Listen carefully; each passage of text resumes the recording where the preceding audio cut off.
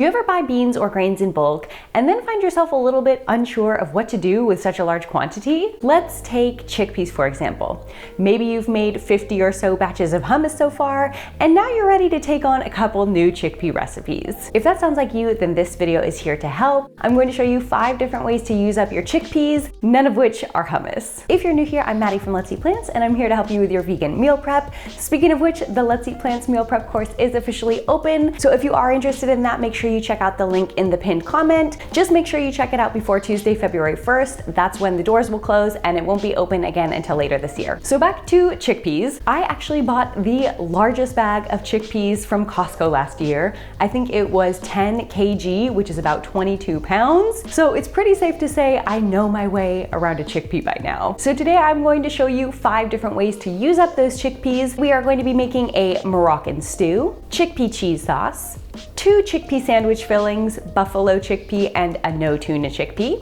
and some chickpea blondies for dessert. And with that, let's get started. For today's cooking entertainment, I'm just listening to Spotify, and of course I have my little portable speaker that I'm just putting near my workstation. Now the first thing we're going to need to do, if you haven't done so already, is to cook the chickpeas. I do have a full video for cooking chickpeas. If you want to check that out, I'll leave it in the description box down below. But basically I just cook mine in the Instant Pot with a little piece of kombu. Then once they're cooked, I just keep them in their aquafaba liquid in the fridge. So the first recipe we're going to make is a Moroccan stew, and this recipe is actually from Simply Quinoa. I will link that recipe in the description box below as well. And now I just did want to note here that if you don't have a lot of chickpeas or you wanted to use some other kinds of beans, you could sub other kinds of beans in any of these recipes and they should work just fine.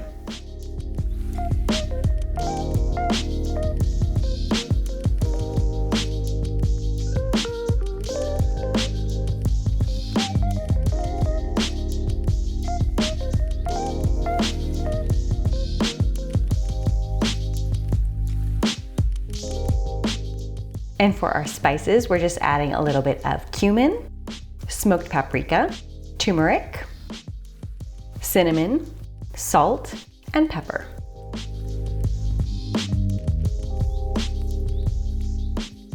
Let that pressure cook for 0 or 1 minutes and let the pressure come down naturally.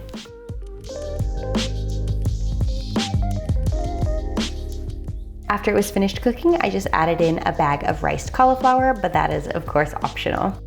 And then go ahead and serve it with whichever grain you like. Up next, we're making our chickpea blondies, which we'll need to bake in the oven, so make sure you preheat your oven to 350 degrees Fahrenheit. Now this recipe is actually from chocolatecoveredkatie.com and will also be linked down below. And then I'm just blending all of the wet ingredients first. And now adding them into the bowl with some almond butter, vanilla extract, salt, baking powder, and spelt flour.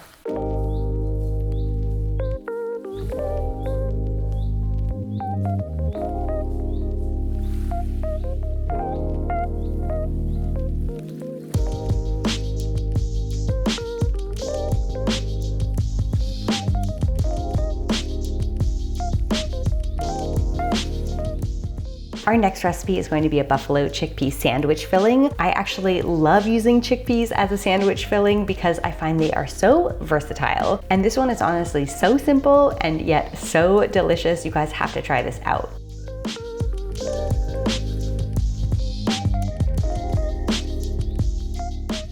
Now this can be used, like I said, as a sandwich filling or in a wrap. You could also use it in a quesadilla, but I really like to mix it with this chickpea cheese sauce. Now I do have a full YouTube video for this cheese sauce, so if you want to check that out, I will link it at the end of this video.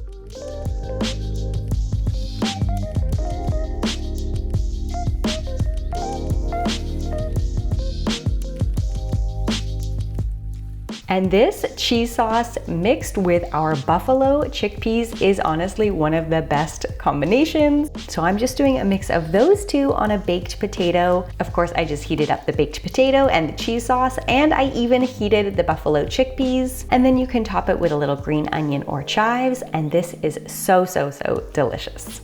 And then our last sandwich filling is the no-tuna chickpea filling. I do also have a full video for this that I will link at the end as well.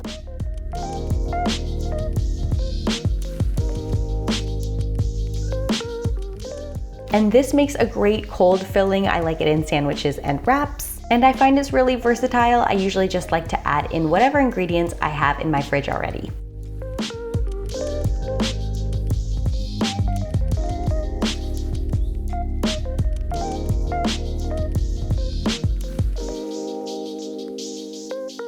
So I hope you guys enjoyed these chickpea recipes. Let me know in a comment down below which you would most like to try. And if you're looking for the videos for the chickpea cheese sauce or the no-tuna chickpeas, I'm going to leave those right here. And with that, let's eat plants, and I will see you guys next time.